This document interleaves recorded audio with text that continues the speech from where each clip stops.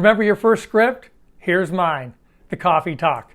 My second day in sales, my manager gave me my first script, which was called the Coffee Talk.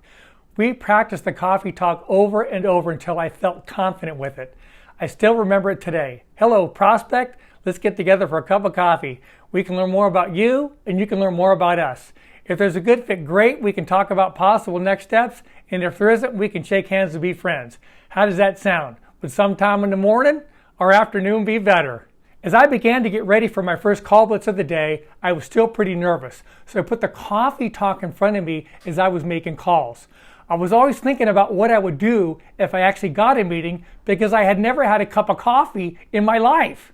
In one of my first calls of the day, there was no gatekeeper, and I got right through to the first prospect I ever talked to in my life. His name was Peter Dinnerman, and he worked for Morgan Stanley. I panicked. I looked down at my script, and the first words out of my mouth were, "Hello, prospect!" He started to laugh and asked me a few questions to make me feel more comfortable. I told him I was new, and he said, "You'll work for a great company. Come on down tomorrow. I'm interested in learning more about the Dale Carnegie sales course." What's interesting about my script, the Coffee Talk, is that I've never had a cup of coffee in my life, and I've asked over 150,000 prospects to get together for a cup of coffee. I much prefer soda pop, particularly Dr. Pepper. My first script, the Coffee Talk, has never let me down. I've been using it for 35 years. We've been very fortunate to work with a number of successful sales organizations, and it's surprising to me that so many salespeople are resistant to using a script. They say things like, "I don't want to sound robotic. I don't want to sound salesy. And I don't talk like that." What they fail to understand is they are already scripted. They say the same things over and over again, just like they wear the same clothes 80% of the time and eat the same food 80% of the time. Everyone has habits that are formed over time through repetition. The question is are they effective? So why use a script?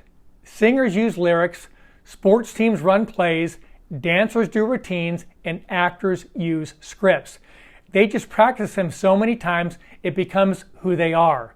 If you don't like the idea of a script, think of it as pre-memorized language. Think of it as a bridge to competency. Here are some of the benefits of scripts. Number one, they are typically based on the best practices of top performers. Secondarily, they give you a good starting point to work from. They also give you something that you can practice. They can serve as a blueprint to refine and make your own over time. And they help you to build your confidence. They also will help you to sound more natural when they are well practiced.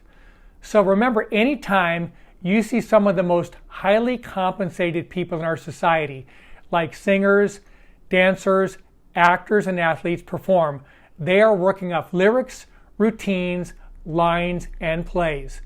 They've practiced them so many times, they look natural.